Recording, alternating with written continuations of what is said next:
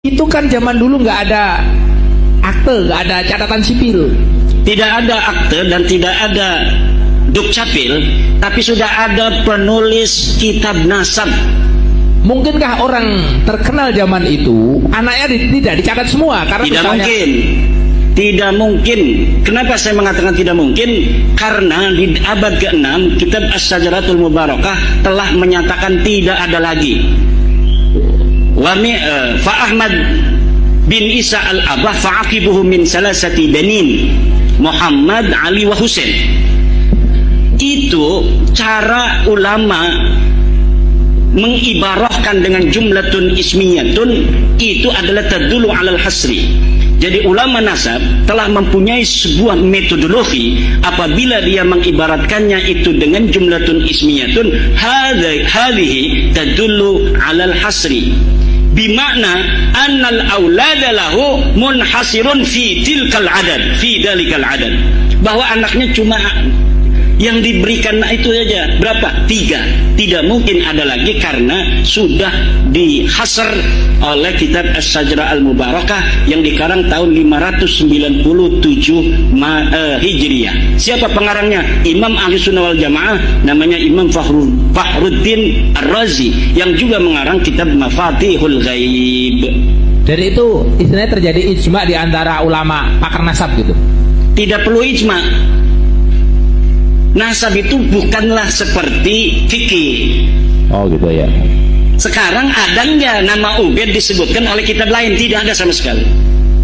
Yang nyerempet misalnya. Nggak ada. Dari mulai abad keempat kitab Siri Silsilatil Alawiyah, nama Ubaid tidak disebutkan.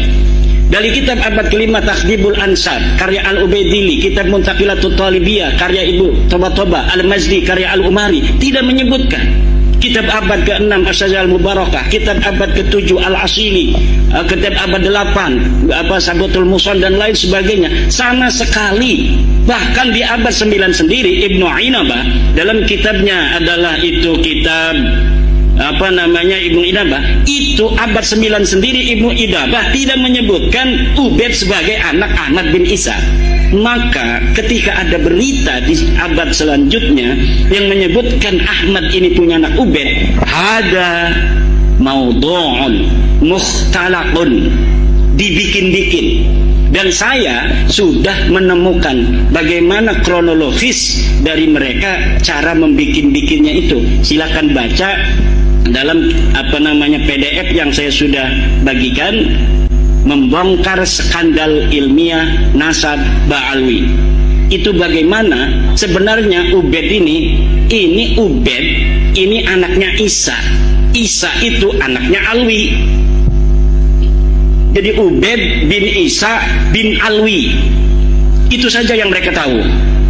Ketika ada seorang ulama namanya Abdullah bin Ahmad bin Isa, mereka menyangka ini silsilah mereka. Silsilah yang ada di mereka selama ini Ubaid bin Isa bin Alwi, kebalik katanya. Padahal itu nggak ada kaitannya. Orang ini disebut Alu Ba'alwi di dalam kitab As-Suluk, namanya Abul Hasan, atau disebut juga Syarif Abdul Jadid. Maka mereka mencangkok silsilah orang ini yang disebutkan di dalam kitab As-Suluk menjadi silsilah mereka. Dari mana mereka mendapatkan nama Ubaid bin Isa bin Alwi? Itu juga dapat mencangkok dari keluarga Al-Ahdal. Jadi ada keluarga mengaku sebagai turun Nabi di Yaman namanya Al-Ahdal. Dia dicatat di abad 7 pindah kakeknya dari Irak ke Yaman.